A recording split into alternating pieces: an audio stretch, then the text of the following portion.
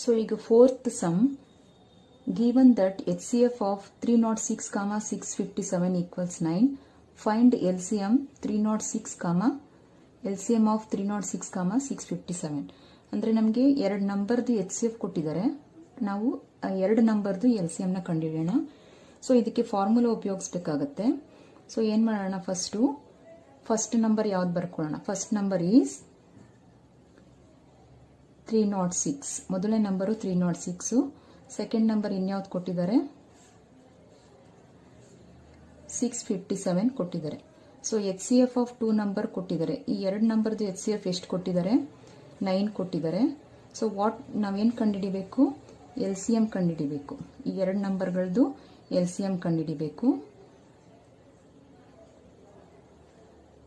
So formula ಬರ್ಕೊಳ್ಳೋಣ. HCF into LCM equals product of 2 numbers.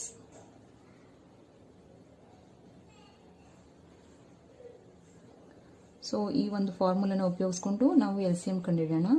HCF ಈ ಎರಡು ನಂಬರ್ಗಳದ್ದು HCF ಎಷ್ಟಿದೆ, 9 ಇದೆ. ಸೊ LCM ಫೈಂಡ್ ಮಾಡೋಣ. ಪ್ರಾಡಕ್ಟ್ ಆಫ್ 2 ನಂಬರ್ಸ್ ಅಂದರೆ ಈ ಎರಡು ನಂಬರ್ಗಳನ್ನ ಮಲ್ಟಿಪ್ಲೈ ಮಾಡಬೇಕು. ಯಾವುದು, ಫಸ್ಟ್ ನಂಬರ್ ಮತ್ತು second number. 306 into 657. So LCM equals 306 into 657. So ಇಲ್ಲಿ ಮಲ್ಟಿಪ್ಲಿಕೇಶನ್ ಇರೋದ್ರಿಂದ ಈಕ್ವಲ್ಸ್ ಈ ಕಡೆ ಇರೋ 9 ಈಕ್ವಲ್ಸ್ ಈ ಕಡೆ ಬಂದಾಗ ಏನಾಗುತ್ತೆ, ಡಿನಾಮಿನೇಟರ್ಗೆ ಹೋಗುತ್ತೆ. ಸೊ LCM ಈಕ್ವಲ್ಸ್ 9 ಇಂದ ಡಿವೈಡ್ ಆಗೋದನ್ನ ಡಿವೈಡ್ ಮಾಡೋಣ. 9 ಇಂದ 657 ಡಿವೈಡ್ ಆಗುತ್ತೆ. ಸೊ 306 ಇಂಟು 9 ಇಂದ 657 ಡಿವೈಡ್ ಮಾಡಿದಾಗ ನಮಗೆ 73 ಆನ್ಸರ್ ಬರುತ್ತೆ. ಸೊ LCM ಈಕ್ವಲ್ಸ್, ಈಗ ಇವೆರಡನ್ನು ಮಲ್ಟಿಪ್ಲೈ ಮಾಡಿದ್ರೆ ನಮಗೆ ಆನ್ಸರು 22338. ಸೊ ಈ ರೀತಿ ನಾವು LCMನ ಈ ಫಾರ್ಮುಲಾ ಉಪಯೋಗಿಸ್ಕೊಂಡು ಫೈಂಡ್ ಮಾಡಬಹುದು. So next fifth sum, check whether 6 to the power of n can end with a digit 0 for any natural number n. ಅಂದರೆ ಎನ್ನ ನಾವು ಯಾವುದೇ ನ್ಯಾಚುರಲ್ ನಂಬರ್ ಅಂತ ತಗೊಂಡ್ರೆ 6 to the power of n ಯಾವುದರಿಂದ ಎಂಡ್ ಆಗಬೇಕು ಅಂತ ಹೇಳಿದ್ದಾರೆ, 0 ಇಂದ ಎಂಡ್ ಆಗಬೇಕು ಅಂತ ಹೇಳಿದ್ದಾರೆ. ಇದನ್ನು ಚೆಕ್ ಮಾಡೋಣ ನಾವು.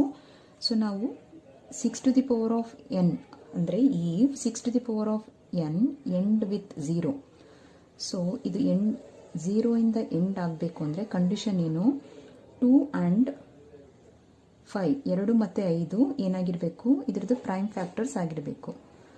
2 and 5 should be its prime factors. Its prime factors. So ಅಂದರೆ ಏನರ್ಥ, 6 to the power of n 0 ಇಂದ ಎಂಡ್ ಆಗಬೇಕು ಅಂದರೆ 2 ಮತ್ತು 5 ಇದ್ರದ್ದು ಪ್ರೈಮ್ ಫ್ಯಾಕ್ಟರ್ಸ್ ಆಗಿರಬೇಕು. ಸೊ ಅದು ಪ್ರೈಮ್ ಫ್ಯಾಕ್ಟರ್ಸ್ ಹೌದಾ ಅಲ್ವಾ ಅಂತ ಚೆಕ್ ಮಾಡೋಣ. ಚೆಕ್ ಮಾಡಬೇಕು ಅಂದರೆ 6ನ ನಾವು ಫ್ಯಾಕ್ಟರೈಸೇಷನ್ ಮಾಡೋಣ. 2 ಇಂದ ಡಿವೈಡ್ ಮಾಡಿದಾಗ 2 3s are 6, again 3 1s are 3. ಅಂದರೆ ನಮಗೆ 6 ವ್ಯಾಲ್ಯೂ ಏನು ಬಂತು, 2 ಇಂಟು 3 ಇಂಟು 1 ಬಂದಿದೆ. ಬಟ್ ಇಲ್ಲಿ 5 ಬಂದಿಲ್ಲ. ಸೊ ನಮ್ಗೆ 5 ಬಂದಿದ್ರೆ ಇದು 0 ಇಂದ ಎಂಡ್ ಆಗಿದೆ ಅಂತ ಹೇಳ್ಬೋದಾಗಿತ್ತು, ಎಂಡ್ ಆಗುತ್ತೆ ಅಂತ ಹೇಳ್ಬೋದಾಗಿತ್ತು. ಸೊ ಇಲ್ಲಿ 3 ಬಂದಿರೋದ್ರಿಂದ 5 ಬರ್ದಿರೋದ್ರಿಂದ ಇದು 0 ಇಂದ 6 to the power of n is cannot be end with 0 ಅಂತ ಬರಿಬೇಕು. ಸೊ ಏನಂತ ಬರೆಯೋಣ ಈಗ, since 5 is not its prime factor